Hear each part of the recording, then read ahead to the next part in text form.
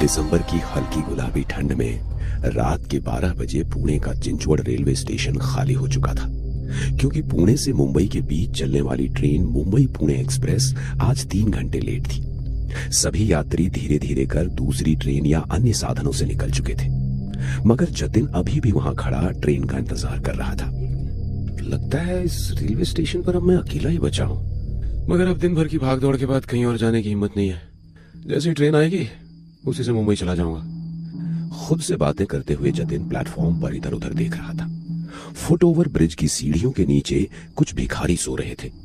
तभी एक भिखारी उसके पास आया और बोला, इस वक्त तुम यहाँ क्या कर रहे हो? यहाँ अभी कोई ट्रेन नहीं आने वाली है। मुंबई पुणे एक्सप्रेस आने वाली है, वो जो 3 घंटे लेट है।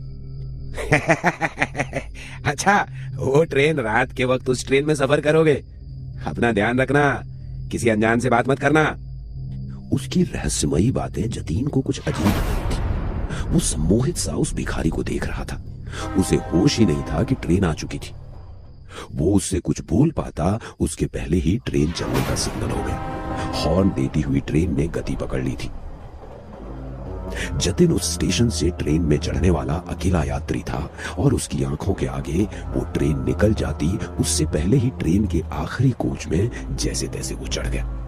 उसने दरवाजे से भिखारी की तरफ देखा तो वो भिखारी अभी भी रहस्यमय तरीके से मुस्कुरा रहा था।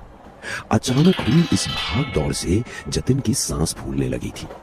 वहीं दरवाजे के पास खड़े खड़े उसने खुद को रिलैक्स किया और फिर खाली सीट पर जाकर बैठ गया। आंखें बंद करके वो कुछ सोच रहा था।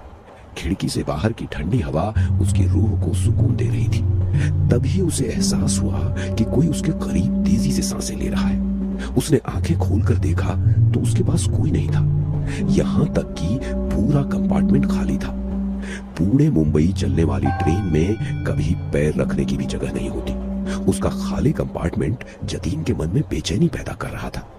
वो अपनी सीट पर से खड़ा हुआ और कंपार्टमेंट में नजर घुमाई तो दूसरे दरवाजे के पास वाली सीट पर एक व्यक्ति बैठा हुआ था। उसे देख जतिन की सांस में सांस आई। वो उसकी पास वाली सीट पर जाकर बैठ गया। वो व्यक्ति जतिन को देखकर रहस्यमय तरीके से मुस्कुराने लगा, मगर उसकी आंखों में एक सूनापन था। शायद लेट हो जाने की वजह से ट्रेन पूरी खाली है। वो व्यक्ति जतिन की ओर देखता रहा और कुछ नहीं बोला। ये बात जतिन को अजीब लगी। वो आंखें बंद करके दोबारा बैठ गया, मगर उसे अजीब सी बेचैनी होने लगी। वो खिड़की से बाहर देखने लगा। बाहर धूप अंधेरा था। ट्रेन चल के काफी देर हो गई थी, मगर कोई स्टेशन नहीं आया। ये बात जतिन को हैरान कर रही थी। क्या देख रहे हो?